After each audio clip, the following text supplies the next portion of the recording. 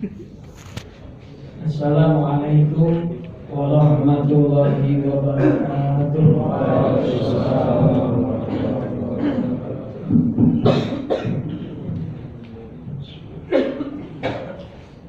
Allahu Akbar, Allahu Akbar, Allahu Akbar,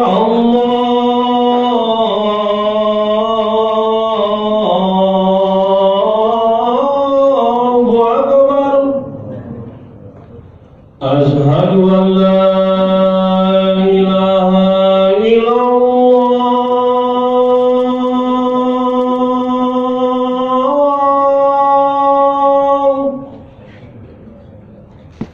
Asyhadu an la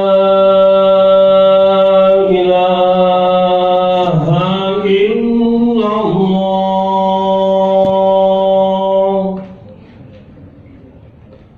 Asyhadu anna Muhammadar Rasulullah.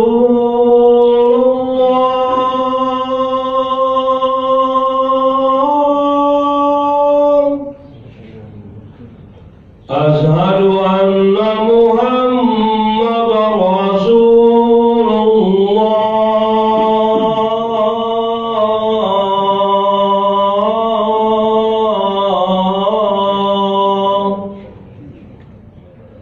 Hayya 'alas shalah.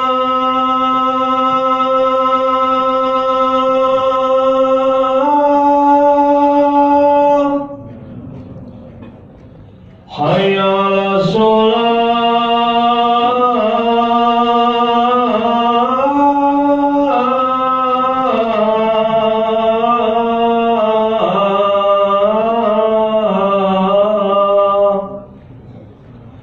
Hayya 'alal falah.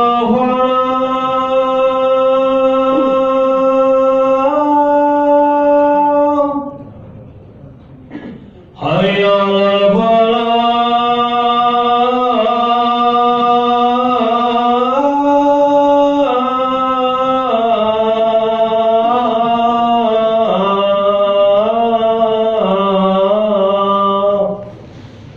Allahu Akbar, Allahu Akbar. La ilaha illallah.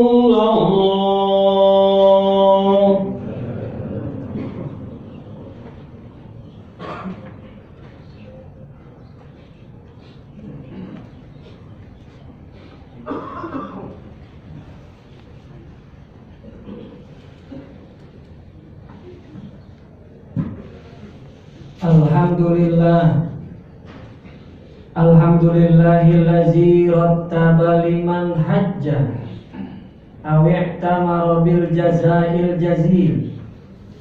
Ahmaduhu subhanahu wa ta'ala alladzi sahhala liman zara baitahul haram ghayatat tashil.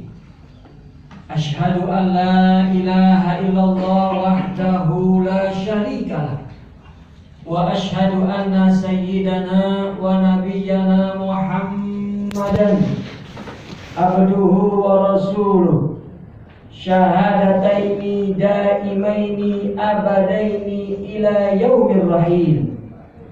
Allahumma fasalli wa sallim wa barik ala sayyidina Muhammad wa ala alihi wa ashabihi wa man tabi'ahum bil a'malin nabiy. Summa amma ba'du, fa ya ayyuhan nas usikum wa nafsiyal mujnibah bitaqwallahi wa ta'atihi faqad fazal muttaqun. Haitsu qala Allah ta'ala mukhbiran bidzalika fi kitabihil karim wa huwa asdaqul qailin. Ya ayyuhan nasu taqu rabbakumul ladzi khalaqakum min nafsin wahidah ila akhir ayat.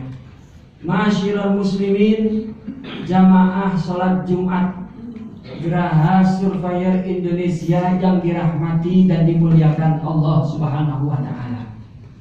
Bersyukur kita kepada Allah Subhanahu wa taala.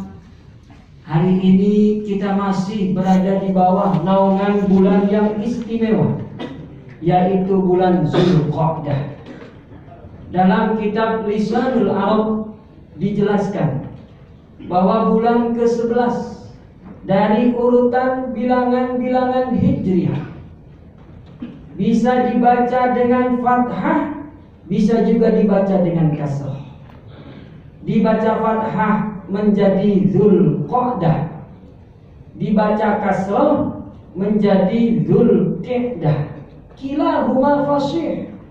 Kedua kata tadi, baik yang fathah maupun yang kasrah, itu sama-sama termasuk bahasa Arab fushah. Jadi bahasa Arab ini ada bahasa Arab fushah, artinya murni, belum bercampur dengan bahasa-bahasa atau logat yang lain. Seperti bahasa di kita, ada bahasa Jawa sopan, ada mungkin yang sedikit kasar. Begitu juga bahasa Arab. Yang fushah, yang sopan, yang murni asli itu biasanya di pedalaman negeri Arab.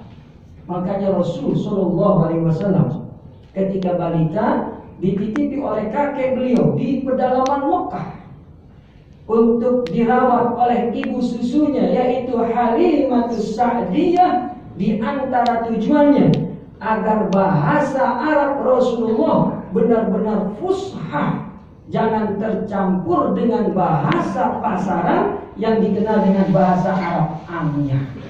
Makanya ditaruh di pedalaman Mekah. Di bulan Zulqa'dah ini jamaah yang dirahmati Allah Subhanahu wa taala, kenapa dia disebut bulan Zulqa'dah? Bulannya dulu, bulannya orang Arab tidak pergi meninggalkan rumah dan kampung halaman mereka. Ada dua sebabnya. Dalam lanjutan kitab tersebut dijelaskan. Yang pertama, disebut bulan Zulqa'dah ini bulannya menetap kita di rumah. Karena bangsa Arab jahili dulu, kalau masuk bulan Zulqa'dah, mereka menjamu tamu-tamu Allah Subhanahu wa ta'ala yang datang dari seluruh pelosok negeri menuju Mekah Al-Mukarramah melaksanakan ibadah haji. Jadi haji bukan hanya syariat umat Nabi kita Muhammad SAW, tapi haji ini termasuk syariat umat-umat terdahulu jauh sebelum diutusnya Nabi kita Muhammad SAW. Sebagaimana dalam satu hadis sahih dalam kitab Sahih Bukhari, Nabi sampaikan ketika beliau dengan sahabat-sahabatnya melewati satu lembah, beliau bertanya kepada sahabat, "Ayyuwadi hada?" Ini lembah apa wahai sahabat-sahabatku? Bayangkan, seorang nabi, seorang rasul bertanya nama daerah. Jadi bukan satu kekurangan ketika ada seorang pemimpin tidak tahu nama tempat, nama daerah yang di bawah kekuasaannya. Nabi pun bertanya kepada sahabat, "Ini lembah apa wahai sahabat-sahabatku?" Sahabat menjawab, "Hada wadil Azraq." Ini lembah Azraq ya Rasulullah. Lalu Nabi katakan, "Barusan aku diperlihatkan Allah Nabi Musa alaihissalam bersama dengan Bani Israel. Aku lihat Nabi Musa memegang tongkatnya dengan tangan kanan. Mulabbiyan, dia menuju Mekah lewat lembah ini, menuju Mekah Al-Mukarramah untuk melaksanakan ibadah haji. Mereka semua sambil mengucapkan kalimat talbiyah, labbaik Allahumma labbaik." Jadi bukan hanya ibadah haji, tapi kalimat talbiyah sudah ada di zaman Nabi Musa alaihissalam. Gak lama Nabi lewat satu bukit dan beliau kembali tanya kepada sahabat, "Kalau ini bukit apa wahai sahabat-sahabatku?" Kembali sahabat menjawab, "Ini bukit Harsha ya Rasulullah." "Ada apa wahai baginda?" "Barusan aku kembali diperlihatkan Allah Subhanahu wa ta'ala, anna Yunus bin Matta ala naqatihil hamra mulabbiyah." Lagi-lagi Nabi diperlihatkan Allah Nabi Yunus bin Matta lewat bukit Harsha ini dengan unta merahnya sambil mengucap talbiyah labbaik Allahumma labbaik. Jadi ibadah haji ini umurnya sudah lama jamaah yang dirahmati Allah. Dan bangsa Arab tidak ada yang pergi meninggalkan Mekah untuk berkhidmat melayani jamaah haji, jamaah yang datang dari luar Mekah untuk melaksanakan ibadah haji. Karena siapa yang memuliakan tamu-tamu Allah, maka dia akan dimuliakan Allah Subhanahu wa ta'ala. Maka beruntunglah saudara-saudara kita kaum muslimin yang tahun ini dipanggil Allah untuk melaksanakan ibadah haji, pahalanya begitu besar. Di antaranya kata Rasulullah, salatun fi masjidi hada ka'alfi salatin fi masiwa. Salat di masjid aku, Masjid Nabawi, pahalanya adalah 1000 kali salat di masjid-masjid yang lain. Kecuali kalau dia salat di Masjidil Haram, maka pahalanya 100.000 salat di atas masjid-masjid yang lain. Bahkan begitu mulianya Masjidil Haram, di sekitar masjid itu pun memiliki kemuliaan yang kita sebut dengan tanah haram. Jadi tanah haram ada tanda-tandanya. Ketika Nabi Ibrahim meninggikan Ka'bah, Allah perintahkan malaikat Jibril untuk memberikan tanda tersebut. Ya Jibril sampaikan kepada Ibrahim, inilah tanda-tanda batas-batas tanah haram. Begitu Nabi diutus oleh Allah kembali, malaikat Jibril menyampaikan tanda ini kepada beliau. Dan sampai hari ini tanda itu semakin jelas dibuat oleh pemerintah Saudi Arabia. Itu tanah haram di luar Masjidil Haram memiliki kemuliaan karena keberkahan masjid tersebut. Dalam hadis kata Nabi, Ramadan fil haram, orang yang bisa beribadah di bulan Ramadan dan ibadahnya di tanah haram, bukan di Masjidil Haram, di tanah haram, ka'alfi Ramadan fi masiwa, maka pahalanya seperti 1000 Ramadan di tanah-tanah yang lain di luar tanah haram. Begitu besarnya pahala dan kemuliaan orang yang beribadah di tanah haram, sampai-sampai Imam Syafi'i pernah ditanya oleh muridnya, wahai Tuan Guru, jika begitu besar pahala ibadah di sana, bagaimana hukumnya kalau saya tinggal di tanah tersebut? Kalau saya sehari-hari menetap di tanah tersebut? Imam Syafi'i kemudian terdiam dan beliau menjawab, in kanat adatuhu fi ta'atillah fa mustahab. Yang pertama pesan beliau, kalau orang tersebut punya kebiasaan beribadah, takarrub kepada Allah Subhanahu wa ta'ala, maka hukumnya sunnah dia tinggal di sekitar tanah haram. Tapi kalau na'udzubillah min zalik, lanjut beliau, liman kanat adatuhu fi ma'siyatillah. Berbeda kata beliau, kalau orang yang sehari-harinya masih bergelimangan dengan kemaksiatan dan dosa, maka makruh hukumnya orang tersebut berlama-lama di tanah haram. Karena ketika ibadah dilipat gandakan oleh Allah sampai 100.000 kali lipat, bukan hanya sholat, semua ibadah. Begitu juga kemaksiatan akan dilipat gandakan hukumannya oleh Allah jika dilakukan di tanah haram. Bahkan pesan beliau Imam Syafi'i, sekalipun jika orang tersebut baru terbesit untuk melakukan kemaksiatan, jika berada di tanah haram, maka sudah dicatat kemaksiatan tersebut oleh Allah Subhanahu wa ta'ala. Saking mulianya kedudukan Masjidil Haram dan tanah sekitar Masjidil Haram yang kita sebut dengan tanah haram. Ini sebab yang pertama, kenapa bangsa Arab tidak ada yang meninggalkan Mekah menyambut kedatangan para tamu-tamu Allah Subhanahu wa ta'ala. Maka kita berdoa, mudah-mudahan jamaah haji yang tahun ini dipanggil Allah, diampunkan dosa-dosanya oleh Allah, jadikan hajinya mabrur. Kita yang belum dipanggil atau sudah pernah dipanggil, mudah-mudahan bisa kembali melaksanakan ibadah haji dan umroh bersama orang-orang yang kita cintai. Amin ya rabbal alamin. Yang terakhir, penutup khutbah Jumat ini jamaah, sebab yang kedua, kenapa bulan ke-11 ini disebut bulannya duduk-duduk bangsa Arab? Karena mereka tidak ada yang meninggalkan Mekah Al-Mukarramah. Sebab bulan Zulqa'dah ini adalah bulan yang haram. Bulan haram, bulan yang dimuliakan Allah. Bulan haram dilarang untuk berperang. Orang Arab biasa keluar Mekah, hobi mereka adalah berperang. Jangankan perkara yang besar, perkara sepele. Ketukar tali ikat unta mereka itu bisa perang 50 tahun dengan keluarga si pelakunya. Padahal cuma ketukar tali ikat unta jamaah. Mereka suka berperang, hobinya perang. Tapi kalau bulan Zulqa'dah tidak ada yang keluar rumah, tidak ada yang berperang. Menghormati kemuliaan bulan Zulqa'dah termasuk bulan yang haram. Karena ada larangannya dalam Al-Quran dan ada larangannya melalui lisan para nabi dan rasul untuk memuliakan bulan-bulan haram, yaitu Zulqa'dah, Zulhijjah, Muharram, dan yang terakhir adalah bulan Rajab.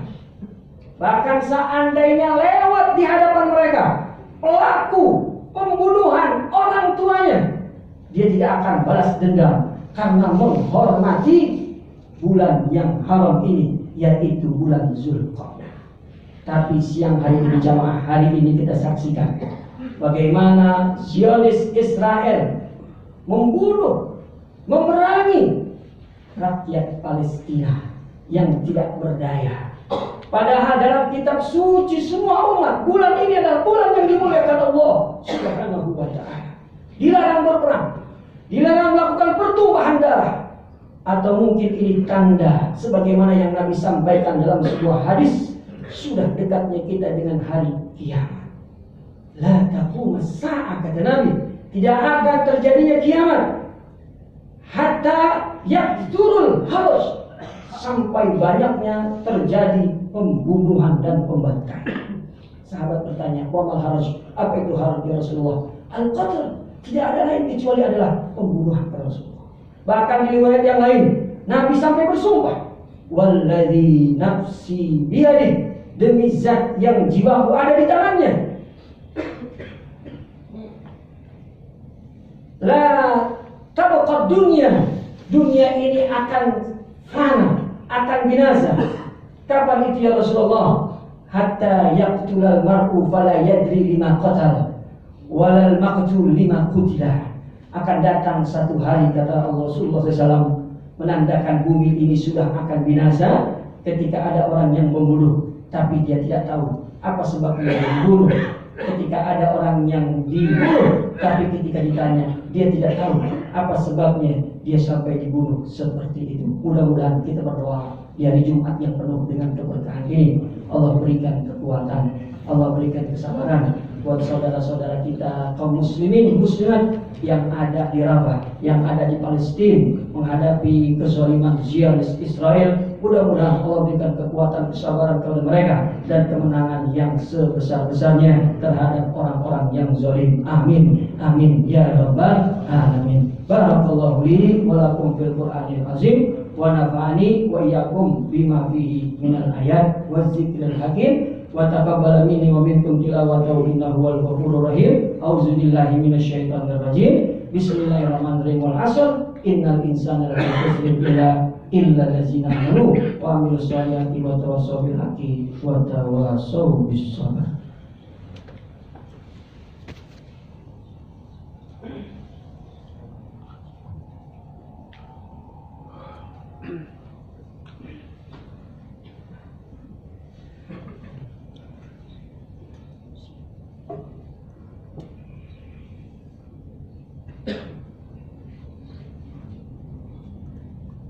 Alhamdulillahi hamdan katsiran kama amar, asyhadu an la ilaha illallah iqraran bi rububiyyatihi wa irghaman liman jahada bihi wa kafar, wa asyhadu anna sayyidana wa nabiyyana Muhammadan abduhu wa rasuluhu sayyidul jinni wal bashar Allahumma salli wa sallim wa barik ala sayyidina Muhammad wa ala alihi wa ashabihi masabihil ghurar summa amma ba'du fa ya ayyuhan nas ittaqullaha fima amar wantahu amma nahakum anhu wa hadar wa qala ta'ala innallaha wa malaikatahu yusholluna 'alan nabi ya ayyuhallazina amanu shollu 'alaihi wa sallimu taslima. Allahumma sholli wa sallim wa barik ala sayyidina Muhammad wa ala ali sayyidina Muhammad kama shallaita wa sallamta wa barakta ala Ibrahim wa ala Ibrahim innaka Hamidum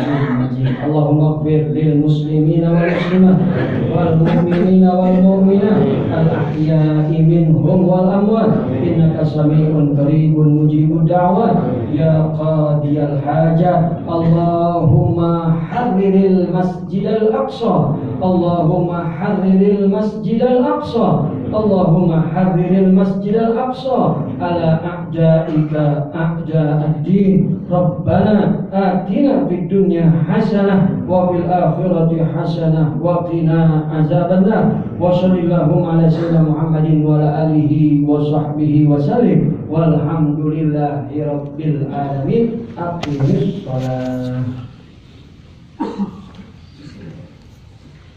Allahu akbar, Allahu akbar, asyhadu an la ilaha